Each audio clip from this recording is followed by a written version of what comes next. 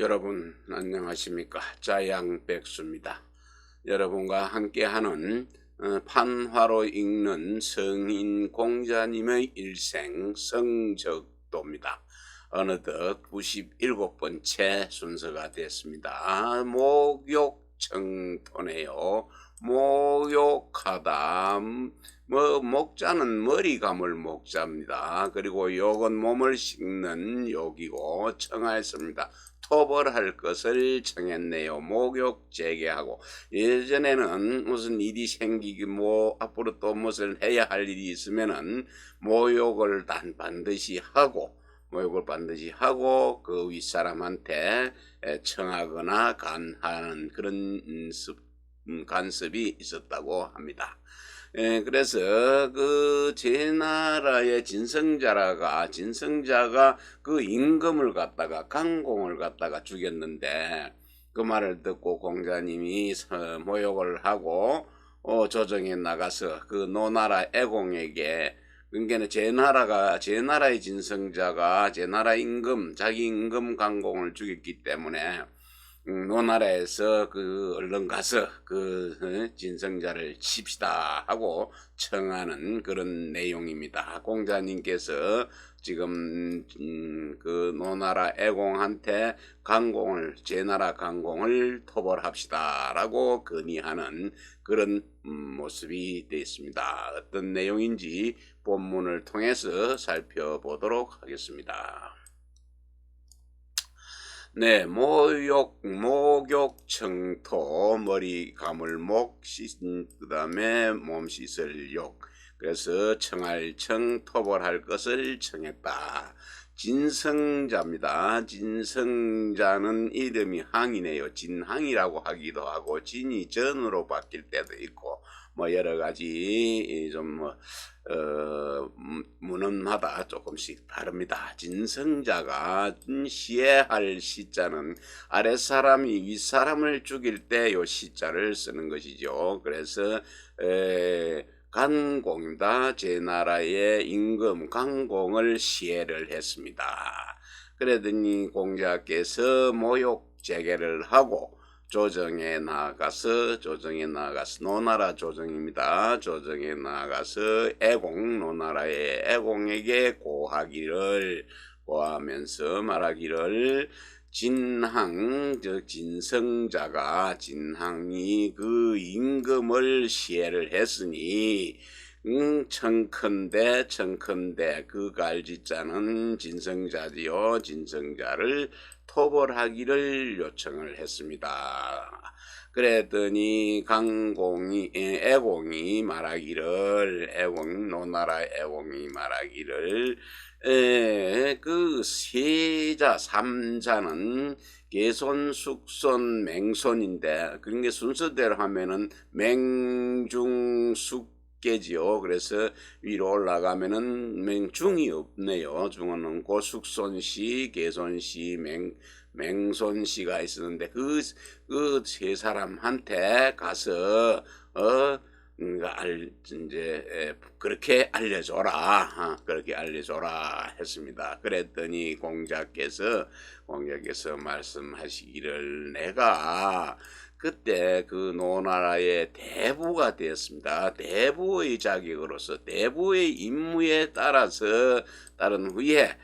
따른기 때문에 그것을 갖다가 감히 감자지요. 고하지, 알리지 않을 수가 없었다. 이중부정은 감히 알리지 않을 수가 없었다는 것은 꼭 알려야만 했었다. 그랬는데 임금이, 애공이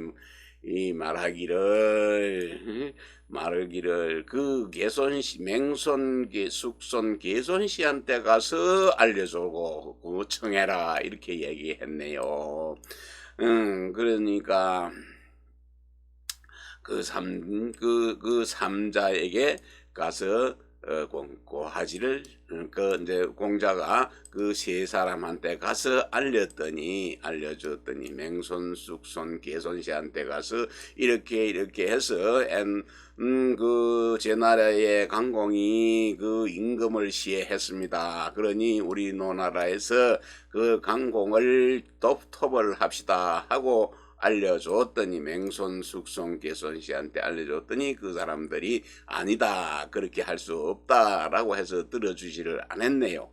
그랬더니 공자께서 말씀하시기를 내가 그때 대부의 지혜에 있었기 때문에 대부의 지혜에 따라서 그것을 갖다가 감히 알려줄 수 있고 하지 않을 수가 없었던 것이다 라고 하셨습니다. 다시 한번 보겠습니다.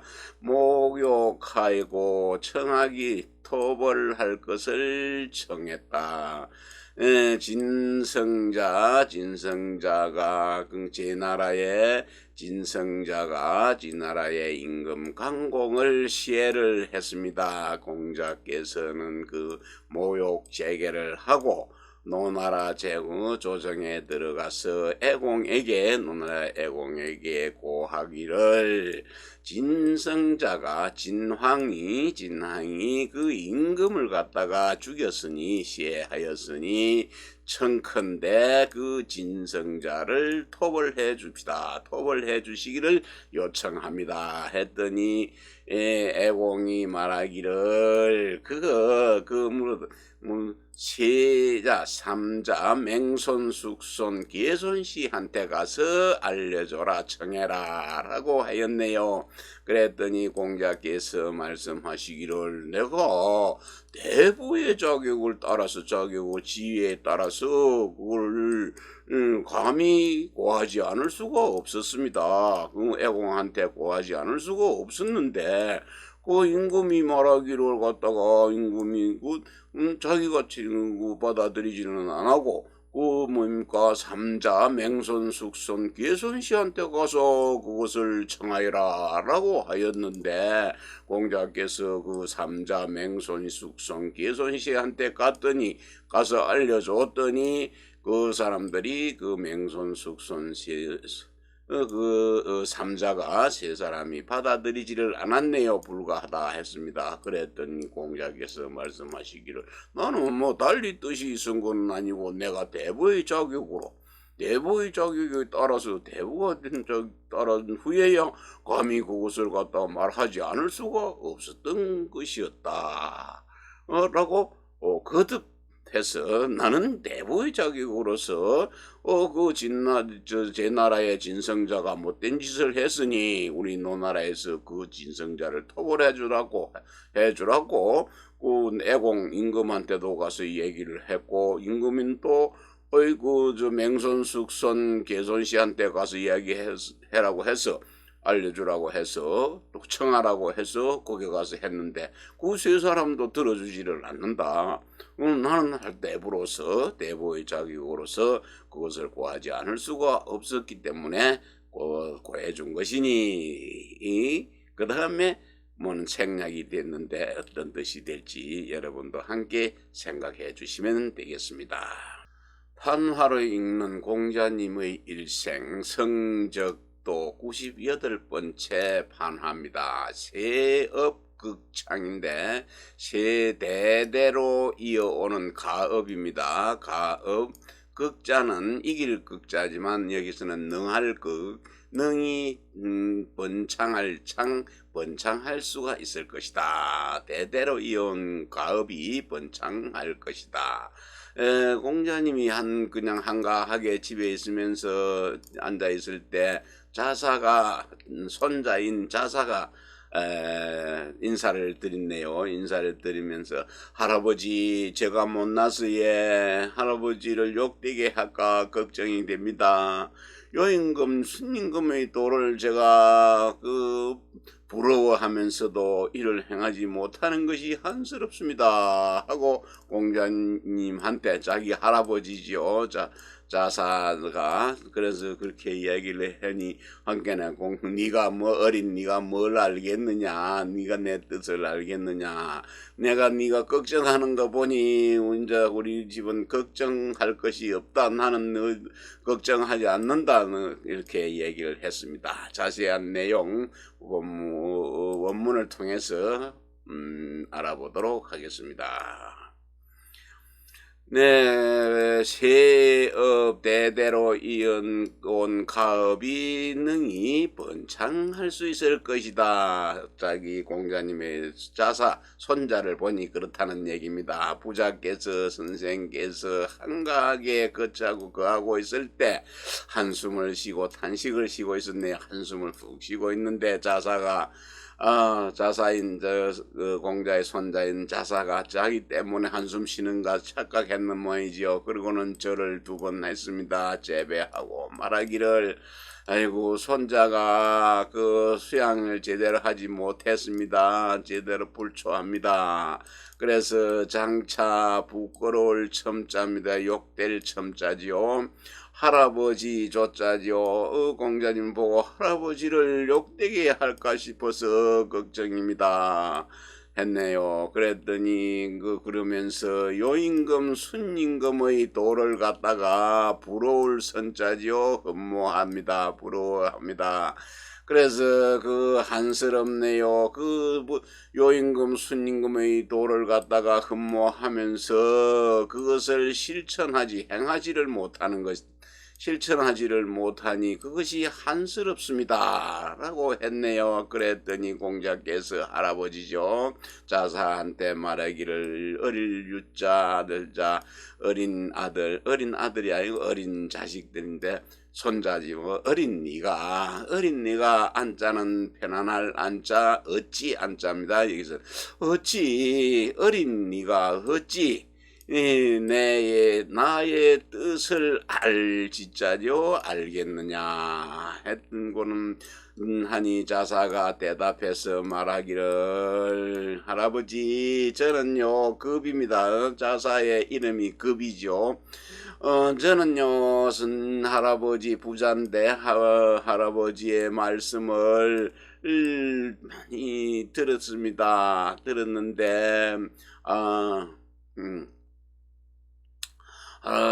아버지께서는 아버지가 뗄나무를 쪼갤 착자지요. 뗄나무를 장작을 패는 것이네요. 장작을 팰 때 자식된 사람이 그것을 멜하자입니다. 쪼개는 장작 패놓은 그 뗄나무를 매거나 짊어지지 않는 것 이것이 불초하다고 생각합니다. 불초한 것입니다. 그러니 매양 제가 생각하는 것이 크게 두려워하고 걱정하는 건데 그것이 능하지 못할까 봐라 크게 걱정하고 있습니다. 라고 할아버지 앞에서 자사가 얘기했네요. 그러니까 부자께서 선생께서 빙그레 웃으면서 말하기를 아이고 그러하나 어린이가 참 생각이 가상하구나 하고 나는 걱정할 근심할 것이 없다. 이제 나는 근심할 것이 없다. 의자는 한정종결사입니다. 그래서 대대로 그 업을 폐하지를 않으면은 내 할아버지인 내부터 네 자사 네 아버지인 또 공리죠. 이 공리 그들이 쭉 나의 가업을 이어간다면은 폐하지만 않는다면 그만두지만 않는다면은 능히 번창할 수 있을 것이다. 라고 자사한테 이야기를 해줬습니다. 다시 한번 보겠습니다. 선생께서 한가하게 하고 있을 때 거하여 한가하게 거하면서 탄식을 하고 있었습니다. 한숨을 쉬고 있으니 자사가 와서 두 번 절을 하고 말하기를 아유 손자가 그 제대로 수양하지를 못해서 장차 할아버지를 욕되게 할까 두렵습니다. 걱정이 됩니다. 하면서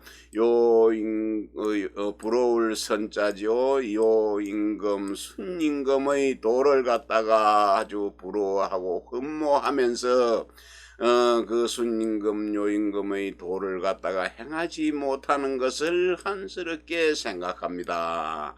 그랬더니 공자께서 말씀하시기를 할아버지인 공자가 어린 네가 어찌 나의 뜻을 알겠느냐, 나를 알겠느냐, 나의 뜻을 알겠느냐. 그러니 자사가 대답해서 말하기를 자사의 이름이 급입니다. 급. 저는요 선생님의 말을 들었습니다. 말씀을 잘 들었습니다. 그 아버지가 뗄나무를 쪼개는데 장작을 패는데 그 자식 된 사람이 그 장작을 짊어지거나 매지를 않는 것, 이것이 불초자입니다. 아버지를 닮지 않았다고 해서 불초자지요. 불초자입니다. 그런 매양 저는 생각하기를 크게 생각한다. 늘 생각합니다. 크게 두려워하는데 무엇입니까? 아버지처럼 할아버지처럼 능하지 못할까봐 크게 두려워하고 있습니다. 하니 부자께서 선생께서 빙그레 웃으면서 말하기를 아이고 내 손자야 그렇구나. 그러니 네가 그런 가상한 생각을 하고 있으니 나는 근심할 것이 없다. 근심할 것이 없다. 우리 집안은 대대로 우리 그 학문을 폐하지 않는다. 그만두지 않게 되지면은 능히 우리 집안은 번창할 수 있을 것이다. 라고 공자님이 자사를 믿음직하게 일러주셨네요. 판하로 읽는 공자님의 일생 99번째 판하네요. 성적도입니다. 괴수적 콩 무릎 꿇을 괴 받을 수 불글적 무지개 홍. 무릎을 꿇고 꿇어앉아서 무지개 빛을 받아들이다 하는 게 그림에 보면은 공자님이 쫙 무릎을 꿇고 앉아 계셨습니다. 여기에 북두성이 보이네요. 북두성 하늘에서 무지개가 쫙 비쳐가지고 오는데 이게 다 전부 무지개빛 바라보느라고 막 그냥 덕을 전부 다 들고 있습니다. 그 공자님께서 시경, 서경, 역경, 춘추, 얘기, 악기 이것을 갖다가 다 그러니까 엮어서 지어내놓고 모욕재개를 하고 북두칠성을 바라보고 앉아가지고 이것을 갖다가 이제 고유를 하려고 하고 있는 새 아니 하늘에서 그냥 붉은색의 무지개가 쫙 비쳐 내려오고 있습니다. 그러니 공자님께서 무릎을 꿇고 그 무지개 빛을 받아들이는 그런 그림입니다. 본문 한번 살펴보도록 하겠습니다. 본문 괴수적 콩이네요. 무릎 꿇을 괴 받을 수 불글적 무지개 홍. 그래서 무릎을 꿇고 받아들였다. 붉은색의 무지개는 붉은 게 아니고 7가지 색깔이 무지개 색깔 아닙니까?